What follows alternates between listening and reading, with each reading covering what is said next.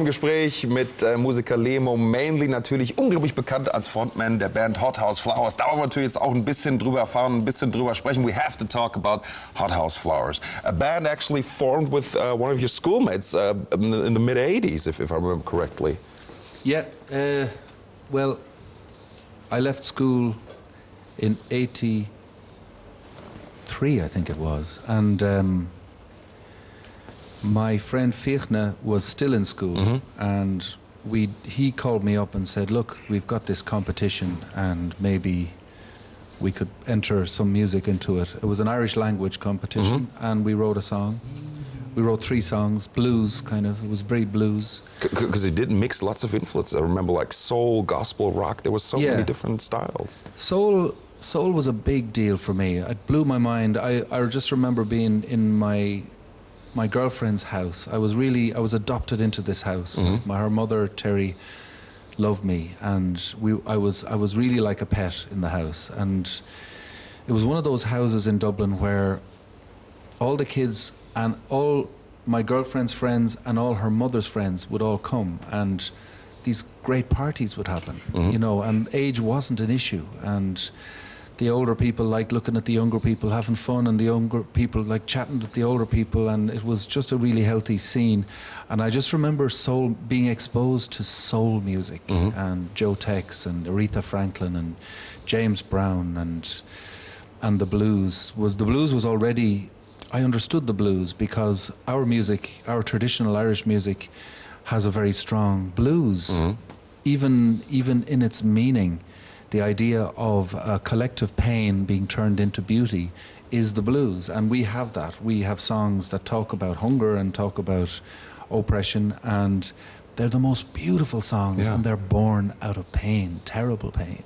And the blues, that's the blues. So I got given sort of the mode of the blues, and I was kind of messing around with the piano, and suddenly I had this mode to play with, and it just gave me hours of trance, hours of fun on the piano, and it connected me to this rock and roll thing. And you guys were in the mid-'80s. You were actually on U2's record label, Mother's Records, because Bono, I think he saw you guys performing on television back in '86, and he offered to help you. Yeah, they were great. I mean, it was a really cool time because you know, there was still lean times in Ireland, and but this band U2 were making new music, and they were also doing business. They were doing good business, and this was impressive for the country. And they had the Joshua Tree was this record just coming out. Oh, I love that album. It was just about to come out when we were around, and they took a real interest in what we were doing and kind of embraced us as fellow musicians, and gave us, they had this label which was like a stable label where you got a chance to taste a record company without having to commit to your whole series of works to this label, and that was a pretty cool thing. So it got us all interest from abroad. And but it finally did work out for you guys, because first album People back in 1988, most successful debut album in Irish history. And who doesn't remember the song Hothouse Flowers, Don't Go? Den Song werdet ihr mit Sicherheit kennen. Werde ich jetzt mal kurz anspielen. Da hat vor allem auch das Thema Eurovision ein bisschen was mit zu tun gehabt im Jahr 88. Aber jetzt wollen wir erstmal kurz die Zeit ein bisschen zurückdrehen. Hier sehen wir Maonlaí mit seiner Truppe natürlich, der Hothouse Flowers, Don't Go. Ganz kurz mal reingeguckt. My toes are submerged in the water and it feels good. The children playing, building castles on the shoreline, like a painting that we loved and loved. It feels so fine, don't go. Don't leave it there now. While the sun smiles, stick around, laugh a while.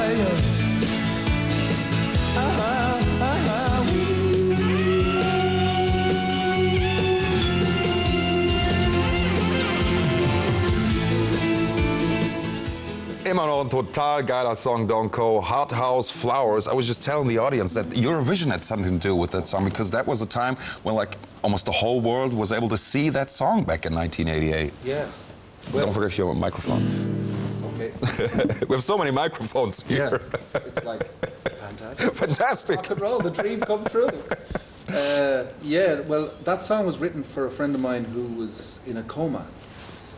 That song was written for a friend of mine who was in a coma, and it was really hard. He was a good friend. He wasn't somebody I saw every day, but he was one of those friends that I would see, and we got on. We both liked to paint, and he loved what was going on with this band that I was in. And then he was in a crash, and I went to visit him, and the song was born as a result of that visit. It was a sunny day, and so the idea of don't go, don't leave us now, and while the sun smiles, stick around and laugh a while.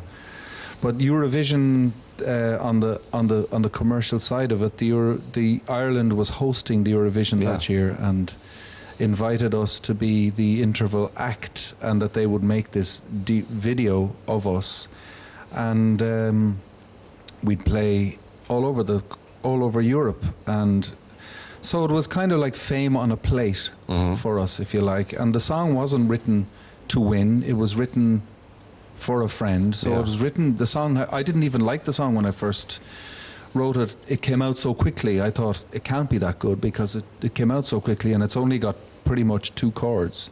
That's even less than 3. And but the song had to be written. Those words had to be said, and so it had a contrast. It stood out, and there's great energy. And in fact, the director of that DVD was Declan Lowney, who directed the whole Eurovision. He went on to make Father Ted, which is a famous Irish comedy, and he's done a lot of incredible work, that guy. And it's a good memory. I mean, we got slagged about it, because because everybody said, how could you do this being on Eurovision? It's not very rock and roll, Well, that's right. And it's also, it's actually in a way, it was giving our energy to a political idea. It was a big Euro kind of. We rule the world, European, Uber, Euro, European. Thank you so much, Liam Maonlaí. I didn't even know at the time that was going on, but anyway. We were listening to you playing the guitar in a few minutes, and we'll be talking about your solo work and being on tour here. There's very small, intimate concerts here in Nordrhein-Westfalen. I'm really looking forward, and thank you so much for being on the show today. Sure. Liam Maonlaí, gleich noch viel mehr hier bei uns natürlich bei Lifestyle. Jetzt nochmal rüber zum Klickblick.